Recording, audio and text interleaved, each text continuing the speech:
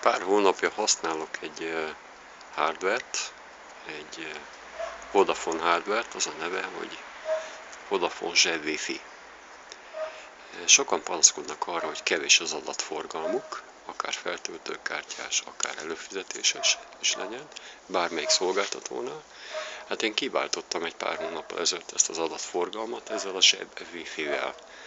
Hát ezt azért tettem, mert bárhova is megyek az országban, nálam mindig kell, hogy legyen internet.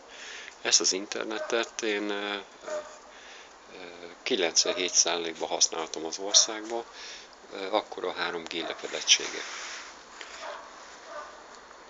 Egy 8 gigabájtot kapok havonta, nincs túlforgalmazási díj, ha esetleg magasabb érték jön ki.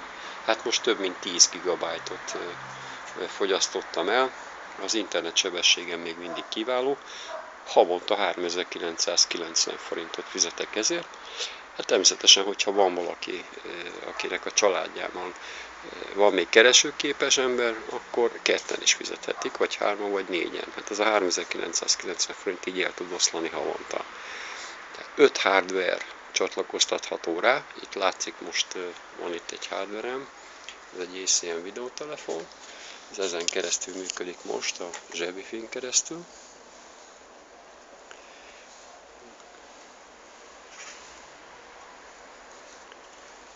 Ott van kiírva, Wi-Fi-n keresztül működik.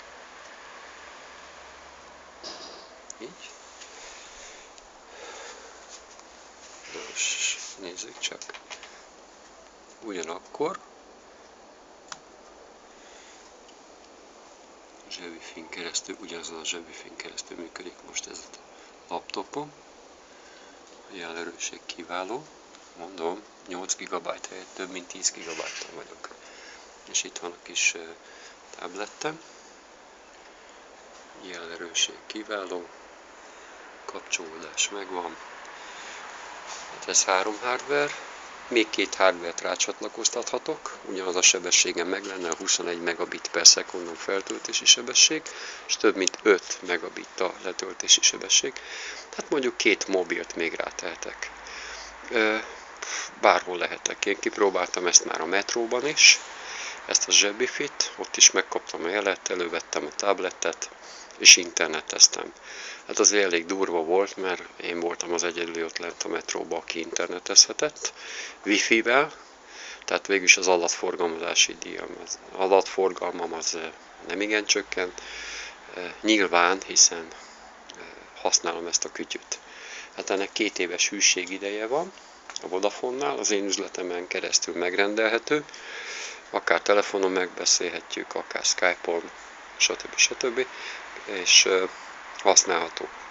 Mint említettem, több hónapja is használom. Mikor ide költöztünk, megvettem ezt a családi házat, akkor 2 hétig, több mint 2 hétig nem is volt vezetékes internetem. Ezt használta a család, ezt a kis kütyüt, és volt internetünk. Tehát egy 4 felnőtt folyamatosan tudott internetezni, semmi gond nem volt vele. Mint említettem, ezt lehet bárhol használni az országban, szinte mindenhol. Hát ez azt jelenti, hogy útközben és vonaton, buszon, villamoson, teljesen mindegy, hogy hol, de felhasználható. Akinek van zsebwifi-je, az maga uralja az internetet. Nincs túlforgalmazási díj, ami 3990 forintért egy ultramodern